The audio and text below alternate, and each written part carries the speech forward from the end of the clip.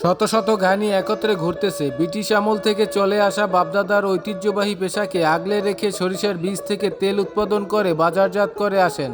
সুনামের সাথে দীর্ঘ সময় ধরে প্রাচীন আমলের এই মিলটিতে গড়ে প্রতিদিন কয়েক হাজার লিটার খাঁটি সরিষার তেল উৎপাদন করা হয়।